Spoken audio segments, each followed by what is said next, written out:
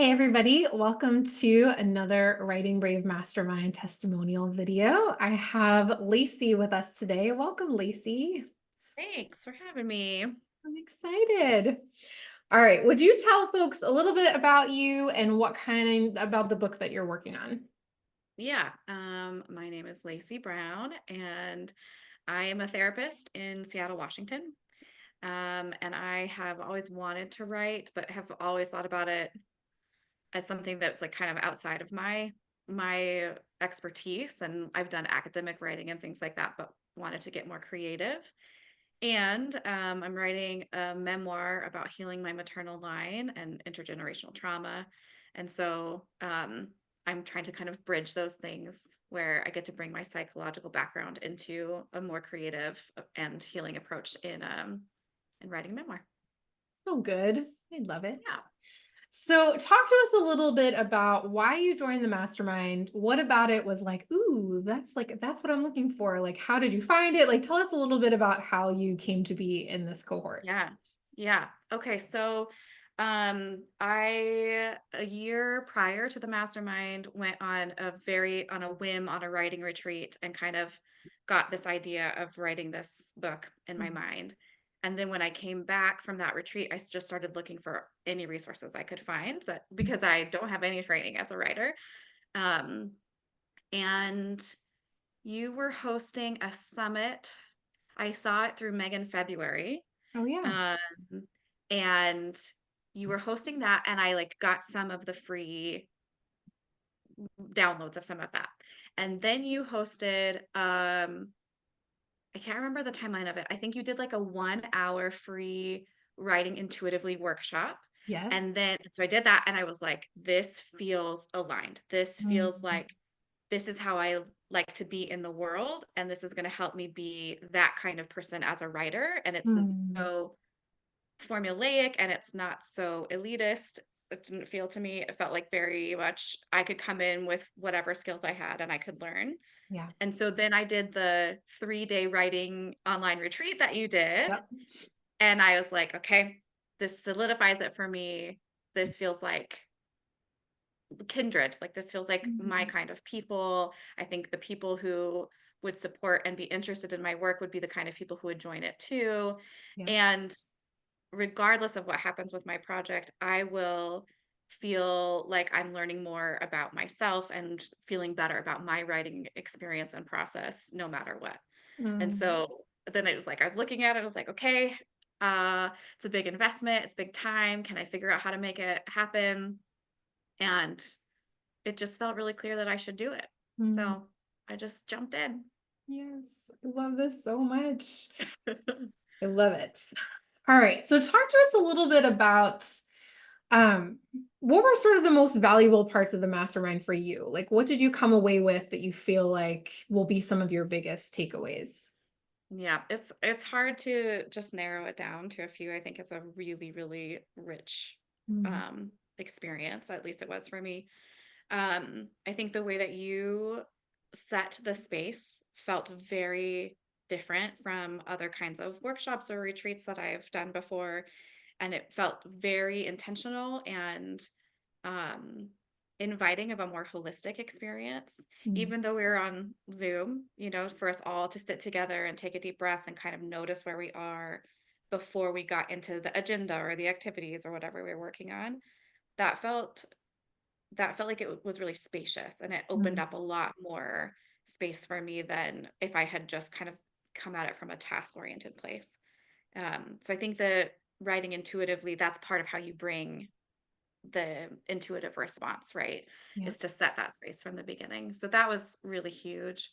I think the our cohort was just such an incredible group of people and we all really jumped in from vulnerable and honest places and we're so supportive of each other. I feel like I will keep the connections that I built through the cohort long term. We're all talking about, celebrating each other's books and going to Yeah. signings or readings. And that feels really cool to have a sense of connection because writing can be so lonely.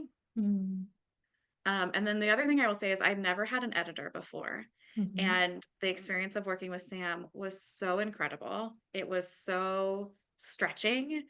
And when it stretched in a way that I felt like I'm not prepared for, I was able to say, "Oh, I need something different here." And then Sam could adjust. And then we kind of kept working out our rhythm together. And it just felt like she has really helped me grow as a writer too. And I'm excited to bring some stuff to her again in the future. Um, but it was like a space where I could I didn't have to convince the editor that I was okay. I could just, in order for them to choose to work with me, they were Mhm. just assigned to me. And so I just had to go for it. And Sam was just so kind and so smart. And the combination of the two, she was really, really encouraging and very clear about ways that I could keep making my writing better. And Mhm. that was great. Yeah, thank you for saying that. And I'm curious if you could speak a little bit more to like the piece you said where it was a little bit stretching a little farther and you were like, "Oh," Uh-huh. what's it like? If you could, without giving us details, just sort of speak to, because I Sure. think a lot of people come in and or are like afraid of that editing piece. They aren't sure or they don't know maybe if it can be valuable. I think I'm always trying to talk to people about like whenever I get feedback on my work, it is like the most valuable thing that I can do for my writing. Like more than taking classes or reading books or right, like I feel like getting feedback from somebody who's really skilled is like so important.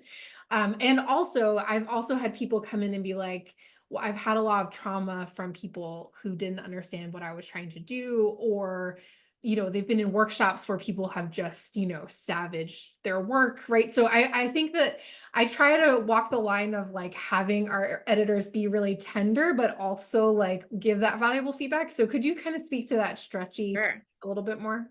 Yeah. I mean, I was definitely intimidated by the idea of sending my work to an editor. I've shared, Mhm. bits and pieces with friends, but that feels safer.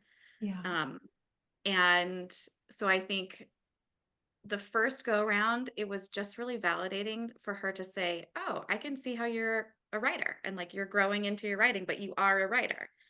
And I had kind of had this imposter syndrome that I could pay for it, but like I wasn't actually going to be any good.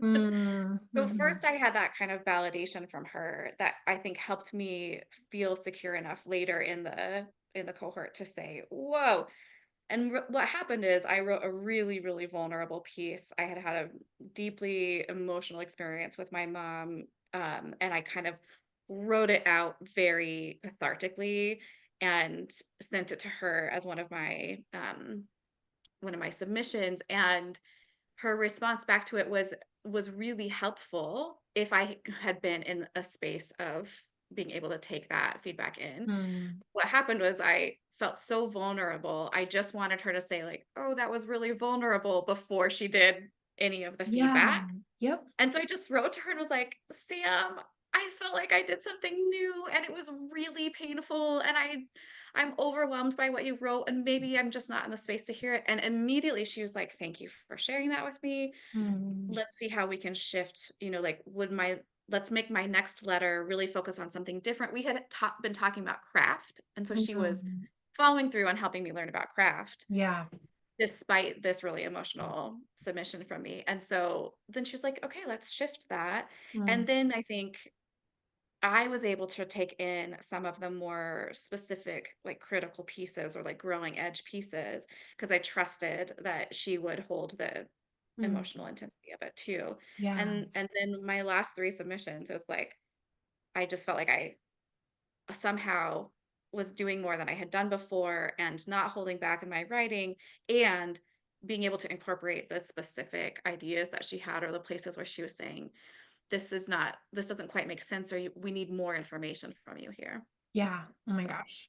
Thank you for sharing all of that. I think it's so important yeah, for people to hear like that it is this give and take and it's like you like it's not like she knows perfectly what you need to hear at every stage, right? But she's willing to flex right in one direction or the other based on sort of what your needs are based on the piece and the timing and all of that. So, yeah, exactly. that makes so And she much. had those skills. She Yeah. had the intellectual piece. She obviously knows how to edit. She could give me very specific feedback. And she had the skill of saying, like, this was a massive risk that you took, and it's so beautiful. And Mhm. here's how it feels. And that was an incredible balance. Yeah. Yeah. And I will just say, like, I'm very intentional about the folks that I bring onto the editing team to be able to have both of those skill sets, because I know that so many of the folks that come into the mastermind are writing really vulnerable stories, whether they're Yeah. fiction or nonfiction. I mean, that's something that we Yeah. discussed kind of in the cohort. So yeah, it's definitely a really important skill that I want them to have. Yeah. That comes through that you Mhm. found people specifically to do that. I love it. Yeah. All right. You kind of spoke to this a little bit already, but could you talk a little about sort of your evolution as a writer kind of over the 6 months? And I mean, even beyond. I mean, I feel like from the time maybe that you went through the 3 day channeling Yeah. book experience until, I mean, now we're a month or so out. Yeah. Yeah, what does that evolution look like for you? I think it's still in process, but I think that's okay and probably always will be. Hearing some of your stories about how you've shifted based on your season of life has been helpful just to know that it doesn't have to look only one way. Yeah. Um, I think truly the biggest shift for me was that when I started the mastermind, I would not have called myself a writer. I would have described it as a hobby or like something that I do for my own well-being, but that maybe it was a little more like journaling or something. Mm, Um, and to get all of the feedback from my peers and from Sam, and to go through this process of like, if you want to write, that's the first definition of being a writer is yeah. just wanting to do it. And if you feel like enlivened by it, you feel like you're interested, you're drawn to doing it, then that's enough. And then also to have the feedback that actually what I write is powerful and that people are moved by it and want to know more. I think I could really internalize that from the mastermind. Mm, It doesn't look the way I want it to look in my daily life yet. I'm going through massive life changes. And so I would love to have a schedule where I do it really regularly, and I'm still not doing that. mhm, But I am trying to do kind of week by week, let myself make my goals based on what's happening in my life and my family. And that's feeling helpful. Um, and I start to like notice things that will help me in my I feel like I'm thinking like a writer now in a way that I wasn't. Like, oh, I'm feeling this feeling and I need to figure out the words to describe this feeling. And what is it that's happening in my body? Where do I notice it?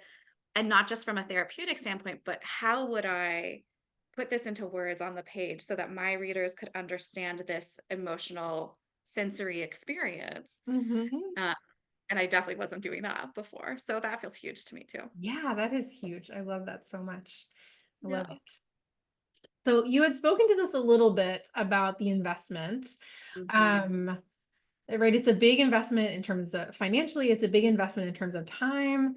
And I Yeah. guess like the question I always want to know, like for real, is like, was it worth it to you kind of on the other side in terms of the financial piece, the Yeah. time piece, like all of it?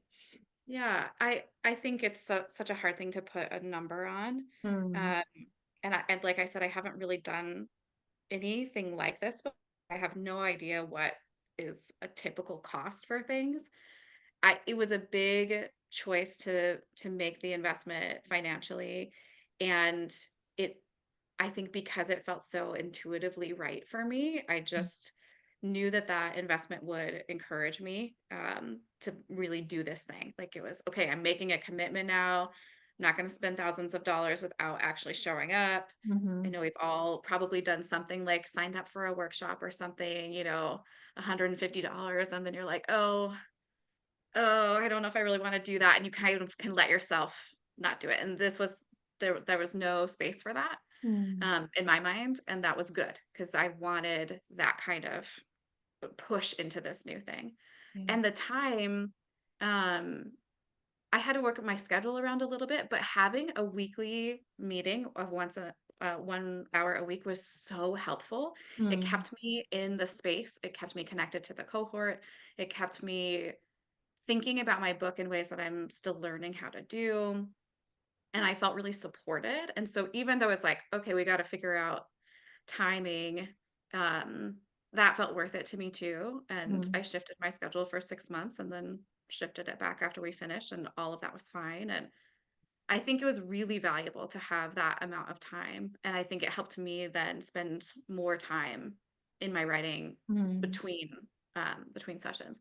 But then we have all of this content that you've given us that I mean, it's just so much. I feel like I could go through it 3 more times, mm, um, and still not get everything out of it, you know? But it feels like that was a big investment in my future as a writer that I get to continue using yeah. and learning from, and I can go back to. And when I'm in a place of, oh, yes, we talked about publishing and how am I actually feeling about that? I don't have to just Google it, Yeah. you know, which is what I would have started out doing. Yeah. I have all these resources. So that feels really worth it to me. Yeah. Amazing. Yeah. So as we wrap up, I'm just curious if someone's watching and they're kind of like on the fence or they're, haven't decided, like, is there anything you would say to kind of help people like tap in and make the right decision for themselves? I mean, my experience was something felt right that I didn't have words for, Mm, and my excitement and my sense of safety, actually. I felt like I could write something really intense and that that would be okay. mm, Um, that everyone would be able to manage it as much as I shared of that. Those 2 things made me just decide to take the leap. And so I think, you know, if you're feeling this draw, it seems to me that everybody in our cohort felt drawn to come and do it now, that it was the right time for each of us, that it mm, was the right setting, that Brooke using this space that was right for what we needed. mm. So if you feel drawn to that and you can make it work, I would say go for it. Love it. Thank you so much for all the goodness that you shared. I appreciate Yeah, it. my pleasure.